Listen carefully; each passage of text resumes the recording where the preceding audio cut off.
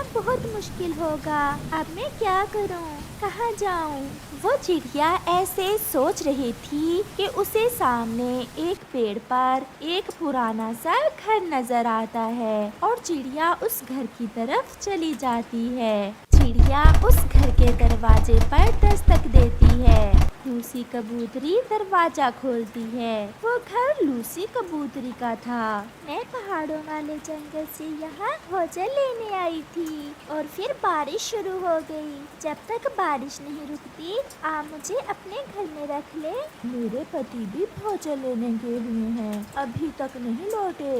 मैं भी उन्हें लेकर बहुत परेशान हूँ। आप अंदर आ जाएं। फिर चिड़िया लूसी कबूतरी के घर में चली जाती है। बारिश जोरों पर थी। कोई भी पक्षी जंगल में नजर नहीं आ रहा था। सभी अपने अपने घरों में छुपे बैठे थे। मैंने उन्हें कहा भी था कि मौसम खराब है, आप घर में ही रहें, परंतु उन्होंने मेरी एक ना सुनी। जैसे आपने मेरी मदद की है और मुझे आश्रय दिया है, ऐसे वो भी किसी पक्षी के घर में रुक गए होंगे।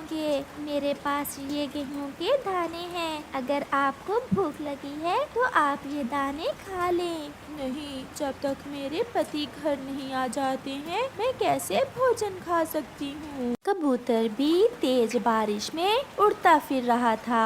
वो भोजन की खोज करते करते दूर निकल गया था। वो भी आश्रय ढूंढता ढूंढता कौवे के घर पहुंच जाता है। मैं तुम्हें थोड़ी देर अपने घर में रखने के बदले में तुम्हारा आधा भोजन लूंगा। बारिश बहुत तेज है, मैं अपना आधा भोजन तुम्हें दे दूंगा। आप मुझे थोड़ी देर यहाँ रहने दें। फिर कौवा कबूतर से आधा भोजन लेकर खा लेता है, जिसे खाने से उसका पेट तो भरता ही नहीं, क्योंकि वो बहुत लालची कौवा था। वो फिर से कबूतर से कहता है, अबे कब तक रुकोगे यहाँ? जाओ, अब काफी देर हो गई है। कौवे, मैंने आपको अपना आधा भोजन भी दिया। अब जब तक बारिश नहीं रुकती मैं यही रहूंगा। लाओ, अपना बाकी का भोजन भी मुझे दे दो, अगर यहाँ कुछ देर और रुकना है तो। करता भी तो क्या, क्योंकि कबूतर तो लालची कौवे के घर में फंस गया था। फिर कालू कौवा कबूतर का बाकी का भोजन भी लेकर खा लेता है। भोजन खा लेने के बाद कौवा सो जाता है और कबूतर खिड़की में बैठकर बारिश के रुकने का इंतजार करने लगता है। चिड़िया बहन, मैं जाती हूँ और देखती हूँ कि मेरे पति जी कहाँ चले गए हैं। आप चिंता ना करें, जैसे ही बारिश रुकेगी आपके पति सुरक्षित घर वापस लौट आएंगे।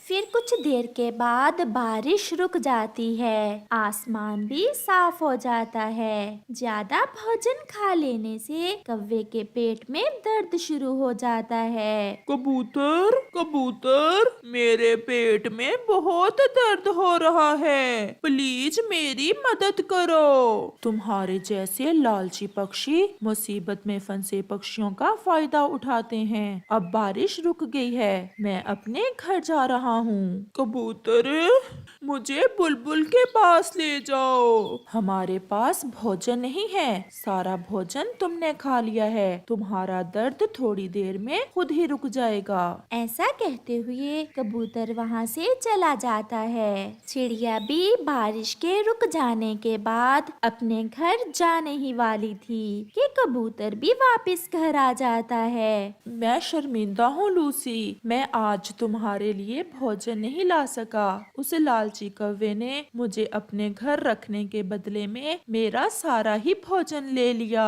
आप सुरक्षित घर वापस आ गए हैं, मैं बहुत खुश हूँ। हम आज भूखे ही सो जाएंगे। भूखे क्यों? ये मेरा आधा भोजन आप खा लें। अब तो बारिश भी रुक गई है, मैं कल और भोजन ढूंढ लूंगी। फिर चिड़िया अपना आधा भोजन कबूतर और कबूतरी को देकर उन्हें धन्यवाद बोलते हुए वापस अपने घर चली जाती है। प्यारे दोस्तों, इस कहानी से हमें सीख मिलती है, मुसीबत में हमेशा दूसरों की मदद करें और वो भी बिना लालच के। आज सुबह से जंगल में ठंडी हवाएं चल रही थीं। ये इस बात का संकेत था कि कुछ ही दिनों में ठंड का मौसम आने वाला है। सभी पक्षी भी ठंड के मौसम को लेकर बहुत चिंतित थे। वो अपने घरों को गर्म रखने के लिए लकड़ियाँ जमा कर रहे थे।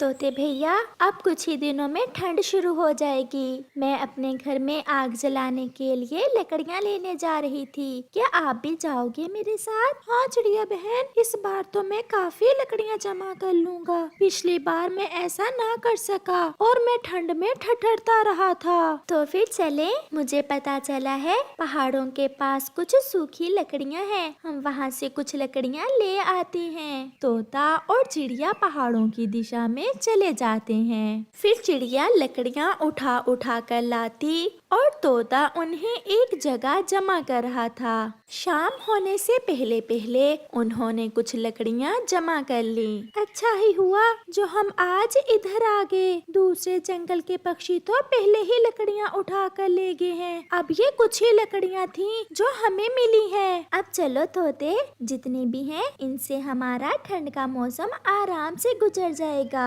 चिड़िया और तोता अपनी अपनी लकड़ियाँ लेकर घर वापस चल देते हैं। दूसरे दिन कबूतर मुंह अंधेरे ही चिड़िया के घर पर दस्तक देता है। जी बताएं कबूतर भैया, कैसे आए हैं आप? चिड़िया बहन, मेरी पत्नी ने मुझे भेजा है कि मैं आपसे पूछ कर आऊं कि आप और तोता सूखी लकड़ियाँ कहाँ से लाए हैं। कबूतर भैया, मैं और तोता कल पहाड़ों पर गए थे, परंतु अब तो वहाँ कोई भी सूखा पेड़ नहीं बचा। हमें भी थोड़ी ही सूखी लकड़ियाँ मिली थी। तो अब मैं क्या करूं चिड़िया बहन? मेरा तो बच्चा अभी छोटा है। मुझे अपने घर में आग जलाने के लिए अब सूखी लकड़ियाँ कहाँ से मिलेंगी? कबूतर भैया, मैं ये तो नहीं जानती। हाँ, कुछ लकड़ियाँ मैं आपको दे सकती हूँ अपनी लकड़ियों में से।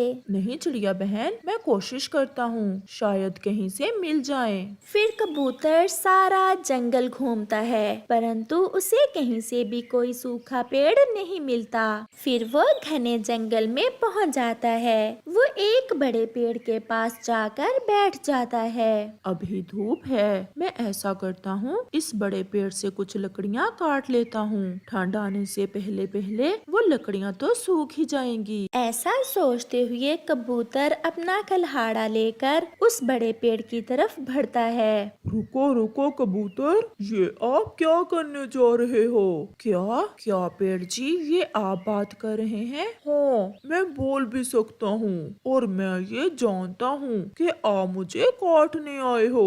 मुझे माफ करना दोस्त, मैंने पूरा जंगल घूमा, मुझे कहीं से भी कोई सूखा पेड़ नहीं मिला, इसलिए मैंने सोचा कि आपको ही काट लेता हूँ। कालू जी, देखो तो ये पेड़ इस कबूतर से क्या बात कर रहा है। कालू कौवा और गोरी कौवी पास में छुपे बैठे कबूतर और पेड़ की बातें सुन रहे थे। कबूतर, आप मुझे ना काटना, मेरे पत्तों में एक खास शक्ति है। आप मेरा एक पत्ता तोड़कर उसे अपनी चोंच में लेकर जो भी मांगोगे आपको मिल जाएगा।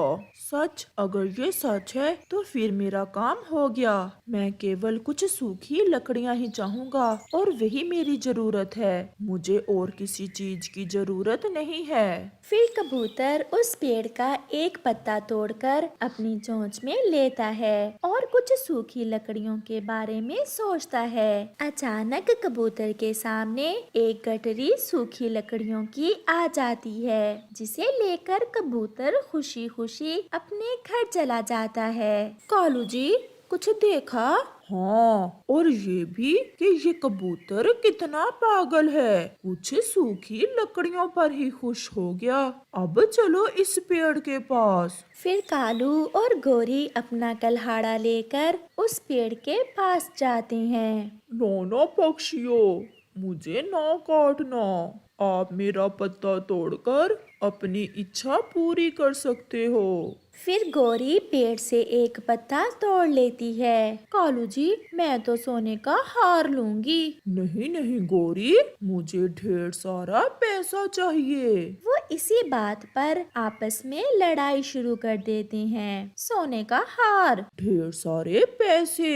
वो इसी बात पर लड़ रहे थे कि वो पेड़ अपनी शाखें उनकी तरफ बढ़ाता है और उन्हें गर्दन से पकड़ लेता है।